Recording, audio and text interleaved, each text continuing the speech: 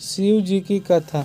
एक समय की बात है, अमरपुर नामक नगर में एक धनवान व्यक्ति रहता था।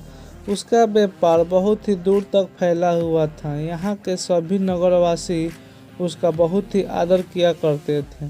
उस व्यापारी के पास किसी भी चीज़ की कमी नहीं थी, लेकिन फिर भी वह अपने जीवन से सुखी नहीं था। दरअसल उस व्यापारी का एक भी बेटा नहीं था, जिस कारण वह हर समय यही चिंता सताती रहती थी कि उसके मरने के बाद उसकी संपत्ति की देखभाल कौन करेगा।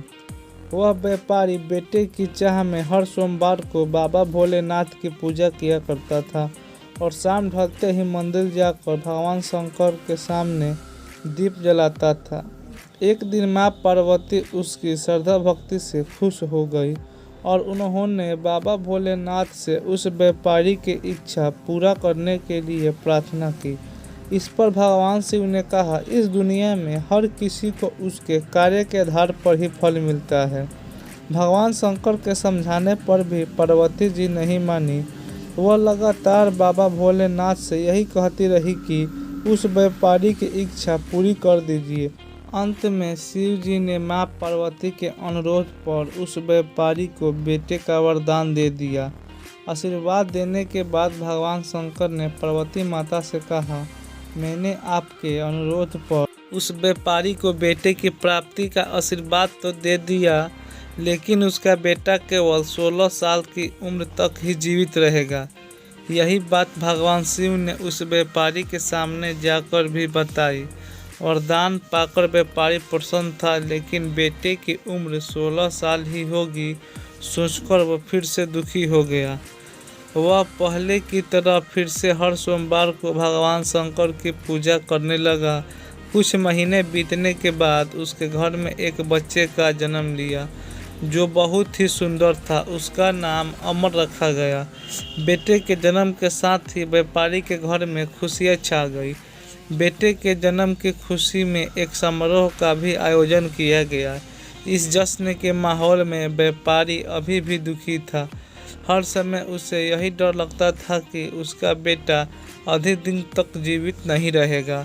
धीरे धीरे समय बीतता गया और उसका बेटा अमर 12 साल का भी हो गया। एक दिन व्यापारी ने अपने बेटे को अपनी पत्नी के भाई दीपचंद के साथ पढ़ाई के लिए बनारस भेज दिया।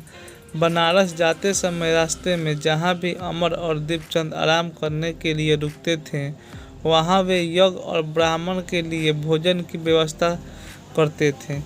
कुछ दूर जाने के बाद अमर और दीपचंद एक नगर पहुँचे। यहाँ के महाराजा की बेटी चंद्रिका की शादी थी, जिसके लिए पूरे नगर को दुल्हन की तरह सजाया गया था।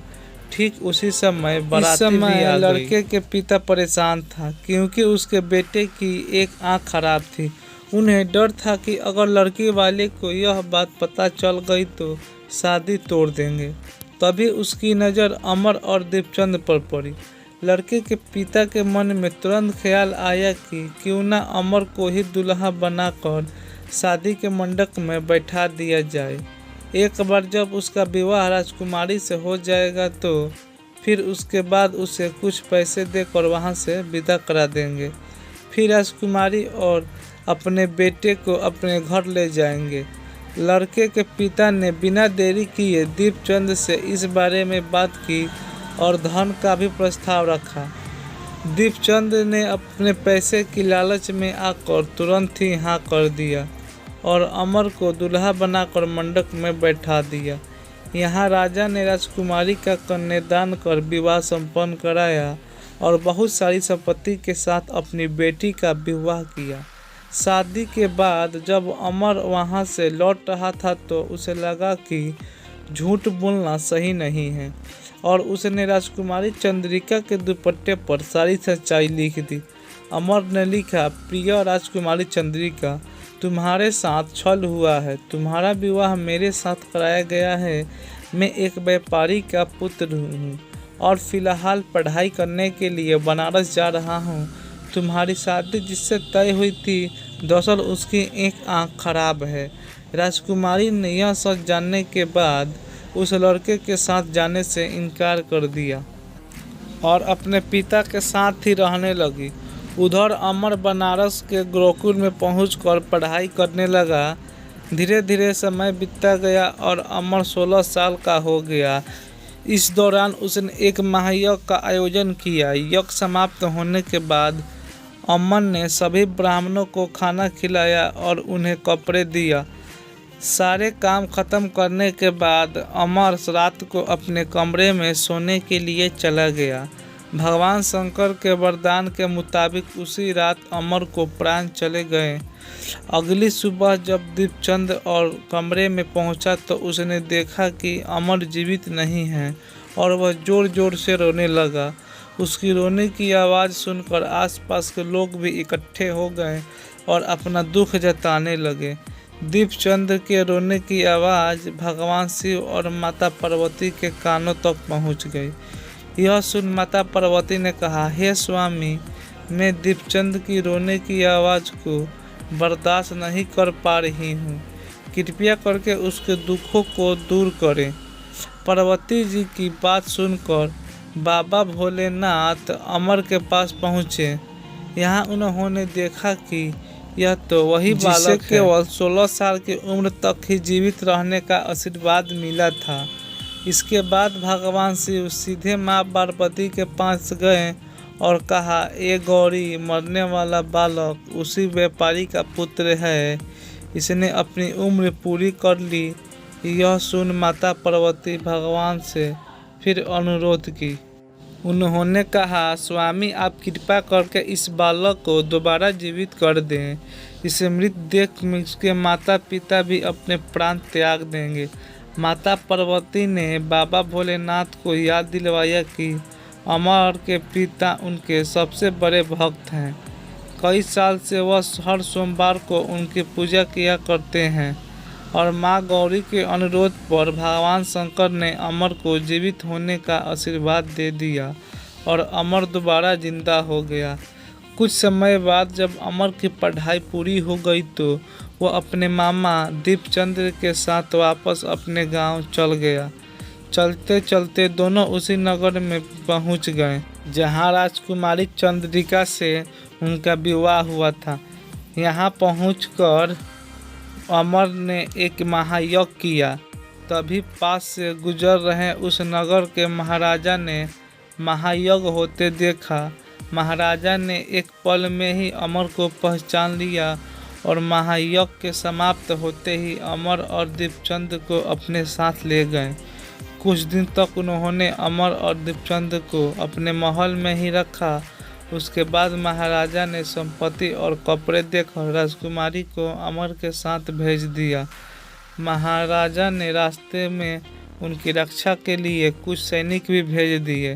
दीपचंद भी महल से अपने नगर पहुंचा और दूत के हाथ अमर के आने की सूचना व्यापारी तक पहुंची।